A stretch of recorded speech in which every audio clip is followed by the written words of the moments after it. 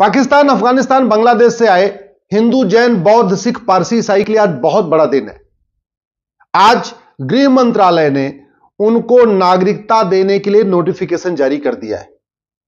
वैसे तो citizenship act में जो बदलाव हुआ था वो 2019 में हुआ था, लेकिन अभी तक रूल नहीं बना था और उसका नोटिफिकेशन इशू नहीं हुआ था। आज गृह मंत्रालय ने नोटिफिकेशन जारी कर दिया। क्यों जारी किया? क्योंकि भारत का विभाजन रिलीजन के आधार पर हुआ। मुस्लिम्स ने कहा हम पाक हैं, हिंदू नापाक होते हैं, जैन, बौद्ध, सिख नापाक होते हैं, इसलिए हम हिंदू, जैन, बौद्ध, सिख के साथ नहीं रहेंगे, हमें एक अलग से देश चाहिए। मुस्लिम पाक हैं, हिंदू, जैन, बौद्ध, सिख नापाक हैं, तो इसलिए पाकिस्तान बन गया। अब पाकिस्तान बन गया तो वहां हिंदू, जैन, बौद्ध, सिख के साथ नाइंसाफी शुरू हो गई। इतनी ज्यादा नाइंसाफी शुरू हो गई कि लोग मजबूरी में वहां पे कन्वर्ट होने लग गए, इस्लाम कबूल करने लग गए। लेकिन उसमें से कुछ लोग ऐसे थे जिन्होंने अपना घर छोड़ दिया, मकान छोड़ दिया, खेत खलिहान छोड़ दिया, दुकान छोड़ दिया, कारोबार छोड़ दिया और परिवार के साथ भारत में भाग आए। किस लिए भाग आए? कि उनका सनातन धर्म बचा रहे, वो माथे पे तिलक लगा सके, जनेऊ पहन सके, हाथ में कलावा बांध सके। केवल इसके लिए उन्होंने सब कुछ पाकिस्तान में छोड़ दिया, अफगानिस्तान में छोड़ दिया, अपना सब कुछ बांग्लादेश में छोड़ दिया और भारत में आके शरण ले लिया। अब अगर भारत की सरकार उनको नागरिकता नहीं देती तो आखिर उनको कौन देता? और वैसे भी जो विभाजन हुआ 1947 में, उसमें पाकिस्तान और बांग्लादेश में रहने वाले हिंदुओं का क्या दोष है?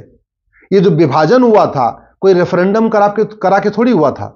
जो विभाजन हुआ था वो वहां रहने वाले हिंदू, जैन, बौद्ध, सिख के पूछ के नहीं हुआ था, लेकिन फिर भी बेचारे उससे परेशान होते रहे। और जब विभाजन भी हुआ तो जो डॉक्टर अंबेडकर चाहते थे, सरदार पटेल चाहते थे कि भाई जब रिलीजन के आधार पर विभाजन हो रहा है तो भारत से सभी मुस्लिम्स को आप पाकिस्तान भेज दीजिए और पाकिस्तान के सभी हिंदू, जैन, बौद्ध, सिख को भारत में ले लीजिए। लेकिन गांधी जी ने इसकी बात नहीं मानी। तो नतीजा यह हुआ कि जो लोग पाकिस्तान चाहते थे, पाकिस्तान बनाना चाहते थे, पाकिस्तान में जाना चाहते थे, उनको भी भारत में रोक दिया गया। और जो लोग पाकिस्तान में हिंदू, जैन रह रहे थे, हिंदू, जैन, बौद्ध, सिख, पारसी, ईसाई, उनको भी भारत आने से रोक दिया गया। न भारत के सारे मुस्लिम्स को पाकिस्तान में जाने दिया, न पाकिस्तान के सारे हिंदुओं को भारत में आने दिया। अब भारत में जो मुस्लिम्स रह रहे थे उनकी संख्या तो दिन दूनी रात चौगुनी बढ़ती गई। जो 4% थे, देखते देखते 5%, 6%, 8%, 10%, 14%, 15% तक आ गए। कई राज्यों में तो 90% भी है, 95% भी हो गए। कश्मीर में 96% है, लक्षद्वीप में 97% है, बंगाल में लगभग 30% हो चुके हैं। तो भारत में जो मुस्लिम बचे उनके साथ कोई भेदभाव नहीं हुआ, वो आराम से बढ़ते गए। ना उनको किसी ने रोजगार में कोई भेदभाव किया, ना व्यापार में कोई भेदभाव किया, ना रहने में कोई भेदभाव किया। अच्छी तरीके से जैसे सब हिंदू, जैन, बौद्ध, सिख यहां पे रह रहे थे वैसे मुस्लिम भी रहते रहे। लेकिन बेचारे जो पाकिस्तान में और बांग्लादेश में हिंदू थे, जैन थे, बौद्ध से, उनके साथ थर्ड क्लास व्यवहार शुरू हो गया। ना उनको वहां रोजगार का अधिकार, न बराबरी का अधिकार, न धार्मिक स्वतंत्रता का अधिकार, न राइट टू लाइफ, न राइट टू डिग्निटी, न राइट टू इक्वल अपॉर्चुनिटी। सारे उनके फंडामेंटल राइट खत्म हो गए और धीरे धीरे मजबूरी में वो कन्वर्ट होते गए। उनके पास दो रास्ता था। जो पाकिस्तान, बांग्लादेश, अफगानिस्तान में हिंदू थे उनके पास दो रास्ता था, या तो कन्वर्ट हो जाए या सब कुछ छोड़ के भाग जाए। तो बहुत सारे, अधिकतर तो वहीं कन्वर्ट हो गए।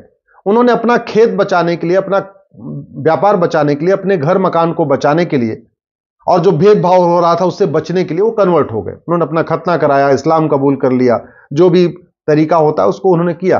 अपना उन्होंने जनेऊ छोड़ दिया, अपना तिलक लगाना छोड़ दिया, घर की मूर्तियों को फेंक दिया और अपना नाम भी बदल लिया, अपनी पहचान भी बदल लिया। उन्होंने हिंदी त्योहार छोड़ दिया, उन्होंने हिंदू व्यवहार छोड़ दिया, उन्होंने हिंदू रीति रिवाज छोड़ दिया, सब कुछ छोड़ दिया, हिंदू पहनावा छोड़ दिया। लेकिन उसमें से कुछ ऐसे थे, उन्होंने कहा नहीं, हमें खेत खलिहान हमारा रहे चाहे न रहे, दुकान मकान रहे चाहे न रहे, घर रहे चाहे न रहे, हम अपना सनातन धर्म नहीं छोड़ेंगे। और उन्होंने अपने बच्चों को लेके, अपने परिवार को लेके भारत में आ गए। लेकिन यहां भी उनको नागरिकता नहीं मिली। नतीजा यह हुआ, न उनके बच्चे ठीक से पढ़ पा रहे थे, न उनके बच्चे हायर एजुकेशन ले पा रहे थे, जो बेचारे पाकिस्तान, अफगानिस्तान, बांग्लादेश में सब कुछ छोड़ के आए, यहां आए, उनके साथ भी थर्ड क्लास बिहेवियर हो रहा था, उनको इक्वल अपॉर्चुनिटी नहीं मिली। अब ये जो सीए कानून में बदलाव हुआ 2019 में, और अब जब नोटिफिकेशन आ गया है, इसके जरिए उनको वो सारे अधिकार मिल जाएंगे जो हम भारतीयों को है। अब वो शुद्ध रूप से भारतीय कहलाएंगे। उनको करना क्या है, वो जहां रह रहे हैं अपने जिले में जाके डीएम कलेक्टर के यहां अप्लाई करना है। ऑलरेडी ऑनलाइन पोर्टल भी बन गया है, सब लोग वहां अप्लाई करेंगे।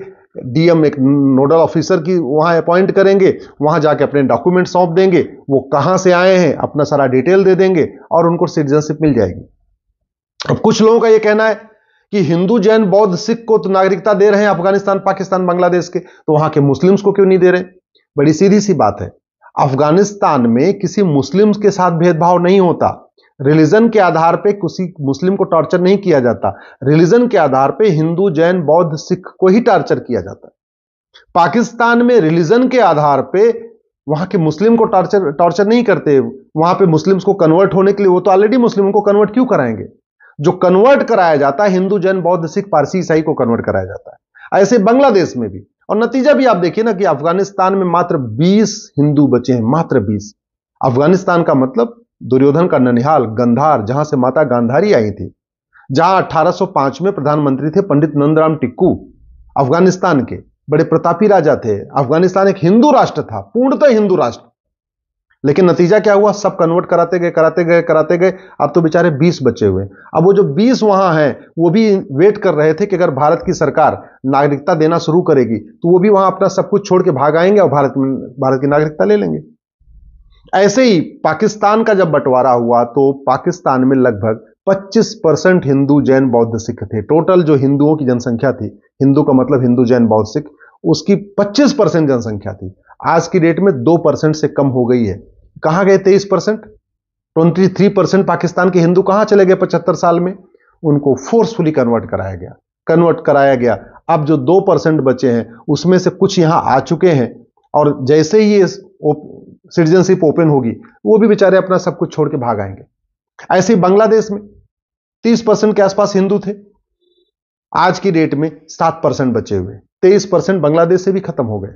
जो 7% बचे हैं उनके साथ क्या हो रहा है आप देखते रहते होंगे, किस तरीके से हिंदू, जैन, बौद्ध, सिख की बेटियों को उठा लिया जाता है, उनके मंदिर को तोड़ दिया जाता है। जब त्योहार मनाते हैं तो वहां पत्थरबाजी की जाती है, कई बार आगजनी की जाती है। उनका अगर खेत में फसल तैयार हो जाती है, एकदम फसल पूरी पक चुकी होती है, उसमें आग लगा दिया जाता है। तो नतीजा आज नहीं तो कल बेचारे वो भी जाएंगे।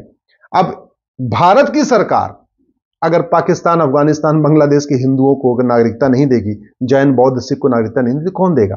और जहां तक मुस्लिम्स की बात है तो वैसे भी वहां के मुस्लिम वहां आराम से हैं, उनको कोई फोर्स नहीं कर रहा है कि पाकिस्तान छोड़ के भागो। बांग्लादेश के मुस्लिम्स को कोई नहीं कह रहा कि बांग्लादेश छोड़ के भागो। अफगानिस्तान के मुस्लिम्स को कोई नहीं कह रहा कि तुम अब देश छोड़ के भागो। वहां जो देश छोड़ के भागने के लिए कहा जाता है वो केवल और केवल गैर मुस्लिम को कहा जाता है, जिसको काफिर कहते हैं। तो जो पाकिस्तान में भेदभाव है वो पाक नापाक के आधार पर है कि भाई मुस्लिम पाक होते हैं, गैर मुस्लिम यानी काफिर होते हैं, नापाक होते हैं। अफगानिस्तान में जो भेदभाव होता है वो भी पाक नापाक के आधार पर होता है कि मुस्लिम पाक है, जो गैर मुस्लिम नापाक है, ये काफिर है, ये छोड़ के भागे। बांग्लादेश में भी जो भेदभाव हो रहा है वो भी पाक नापाक के आधार पर हो रहा है कि भाई मुस्लिम पाक है, जो गैर मुस्लिम नापाक है। तो इसलिए ये जो कानून बना है, इसका मैं सिटीजनशिप एक्ट में जो अमेंडमेंट हुआ, इसका मैं स्वागत करता हूं। केंद्र सरकार ने जो नोटिफिकेशन जारी कर दिया उसके लिए मैं धन्यवाद देता हूं। और मैं अब आम जनता से, भारत के आम जनता से रिक्वेस्ट करता हूं, अगर आपके आसपास कोई हिंदू, जैन, बौद्ध, सिख आया हुआ है, उसकी थोड़ी मदद करिए, उसको नागरिकता दिलवाने में मदद करिए। उसको और भी अगर कोई फाइनेंशियल उसकी समस्या है, उसके घर की समस्या है, उसमें मदद करिए। वहां के तहसीलदार से, वहां एसडीएम से, वहां एडीएम से मिलके उसको प्रधानमंत्री योजना के अंतर्गत मकान मिलता है वो मकान दिलवाइए, उसको राशन कार्ड दिलवाइए, उसको आधार कार्ड दिलवाइए, उसका ड्राइविंग लाइसेंस बनवाइए, उसका वोटर आईडी बनवाइए और उसका स्वागत करिए। एक तरीके से उन बेचारे हिंदू, जैन, बौद्ध, सिख जिनको नागरिकता मिली है ना, उनके साथ एक त्योहार मनाइए। अभी होली आने वाली है, तो मैं तो आप सबसे आग्रह करता हूं, अगर आपके आसपास जो पाकिस्तान, अफगानिस्तान, बांग्लादेश के बेचारे हिंदू, जैन, बौद्ध, सिख भाई, पारसी, ईसाई आए हैं, उनके साथ मिलकर होली बनाइए। कम से कम उनके बच्चे भी हमारे बच्चों के तरीके यहाँ भारत में रहेंगे, भारत में पढ़ेंगे, भारत में आगे बढ़ेंगे। और जो उनके ऊपर एक कलंक लग गया था, जो उनके इतनी जो इतने दिन उन्होंने अपमान सहा है, वो भी धीरे धीरे भूल जाएंगे। नहीं तो उनकी जिंदगी तो नर्क हो चुकी थी, इस कानून के जरिए अब उनको एक अच्छी जिंदगी मिल जाएगी।